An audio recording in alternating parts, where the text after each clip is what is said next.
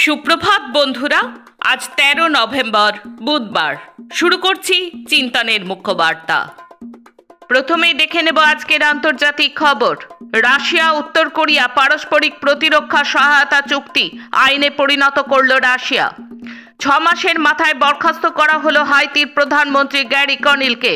সর্বোচ্চ কাউন্সিলের 8 জন সদস্যের মধ্যে 7 জন এই সিদ্ধান্তে স্বাক্ষর করেন। হাইতিতে সশস্ত্র গোষ্ঠীগুলোকে নিয়ন্ত্রণ করতে না পারার ফলে দেশে যে অস্থিরতা তৈরি হয়েছে, সেই কারণেই তাকে সরিয়ে দেওয়া হয়েছে বলে জানিয়েছে ক্ষমতাশীল ট্রানজিশনাল প্রেসিডেন্সিয়াল কাউন্সিল। ট্রাম্প পুতিনের ফোনালাপের পরেও রাশিয়া ইউক্রেনের মধ্যে পারস্পরিক হামলা অব্যাহত। গত রবিবার পরস্পরের ওপর রেকর্ড সংখ্যক ক্ষেপণাস্ত্র হামলা চালায়।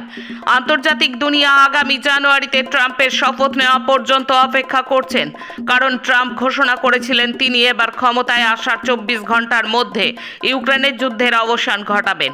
পুতিনের সঙ্গে ফোন করে সেই মর্মে আলোচনার বাতাবরণ তৈরি করতে বার্তাও দিয়েছেন। প্রতিবেশী রাষ্ট্র বাংলাদেশে দায়িত্বপ্রাপ্ত অন্তর্বর্তীকালীন সরকার জনগণের পরিষেবার বদলে পূর্বতন হাসিনা সরকারের বিরুদ্ধে প্রতিহিংসা চরিতার্থ করতেই বেশি আগ্রহী মনে করছে আন্তর্জাতিক দুনিয়া। জীবিত স্বামীকে আন্দোলনে খুন অভিযোগ করে হাসিনার বিরুদ্ধে মিথ্যা মামলার ফাঁস। সেই স্বামী থানায় এসে জানান তাকে তার স্ত্রী মৃত ঘোষণা করে রাজনৈতিক উদ্দেশ্যে এই অভিযোগ দায়ের করেছিলেন। হাসিনাকে হাতে পেতে এবার ইন্টারপোলে আবেদন করল বাংলাদেশ ইউনিট সরকার। লেবাননে ইসরায়েলের হামলায় একদিনে নিহত হলেন 38 জন। আমেরিকায় বিশ্ববিদ্যালয়ে বন্দুক চালিয়ে নিহত 1, আহত 16। 20,000-এর বেশি প্রবাসীকে অবৈধভাবে থাকার অভিযোগে গ্রেপ্তার করল সৌদি আরব সরকার। 1 ঘন্টায় 2 বার শক্তিশালী ভূমিকম্পতে কেঁপে উঠল কিউবা। সৌদি আরবের সঙ্গে প্রতিরক্ষা নিয়ে আলোচনা শুরু করল ইরান। পাকিস্তানে বেড়েই চলেছে পোলিও আক্রান্ত রোগীর সংখ্যা, সাবধানতা অবলম্বন করছে ভারত। এখন দেশের খবর। আজ ঝাড়খণ্ড বিধানসভা নির্বাচনে প্রথম দফার 43টি আসনে ভোট। তার 48 ঘন্টা আগে ঝাড়খণ্ড মুক্তি মোর্চা নির্বাচনী ইস্তেহার প্রকাশ করল। সেই ইস্তেহারে রয়েছে সরকারি চাকরিতে মহিলা সংরক্ষণ থাকবে 33%। গত 10 বছরে দেশে পথ দুর্ঘটনায় প্রাণ হারিয়েছেন প্রায় 15 লাখ মানুষ, জানিয়েছে কেন্দ্রীয় সরকারের সড়ক পরিবহন মন্ত্রক। এই সংখ্যা আগের 2 দশকের তুলনায় 3 লাখ বেশি। আবার অশান্ত মণিপুর, আগুনে দগ্ধ বাড়ি থেকে উদ্ধার জোড়া মৃতদেহ। ফের কারফিউ জারি করা হয়েছে জিরিবাম জেলায়।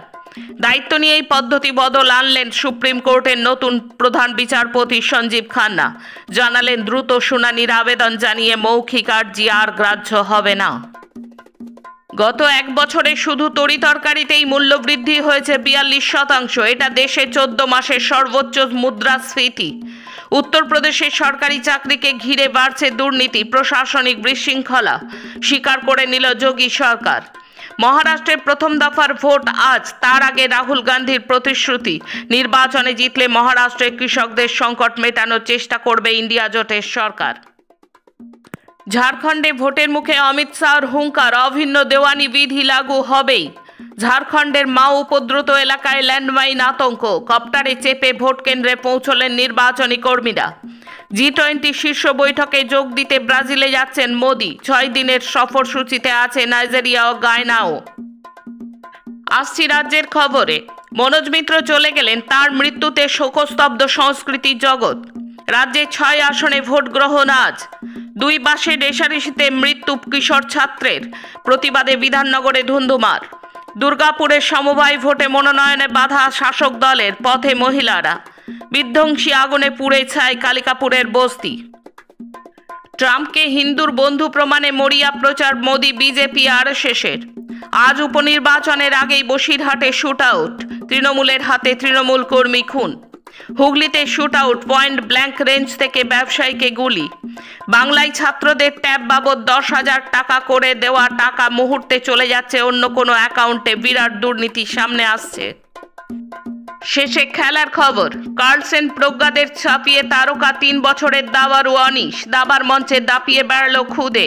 টাটা স্টিল চেস ইন্ডিয়া প্রতিযোগিতার উদ্বোধনের মঞ্চে নজর কাড়ল অনিশ সরকার। বিশ্বের সর্বকনিষ্ঠ ফিদে রেটিং পাওয়া অনিশকে দেখে অবাক হলেন 5 বারের বিশ্ব champion Magnus Carlsen.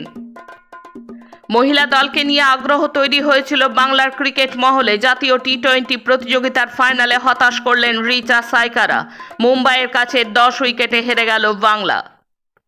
Champions trophy নিয়ে টানাপোড়েনের প্রভাব এবার অন্য খেলাতেও। অন্তত গোটা দুয়েক খেলায় একই ধরনের জটিলতা দেখা যাচ্ছে। একটি হলো পাকিস্তানের মাটিতে আয়োজিত হওয়া দৃষ্টিহীনদের ক্রিকেট বিশ্বকাপ, আর একটি ভারতের মাটিতে আয়োজিত হতে চলা স্ক্রাবল বিশ্ব চ্যাম্পিয়নশিপ। আজকের মুখ্য বার্তা এই পর্যন্ত। নমস্কার।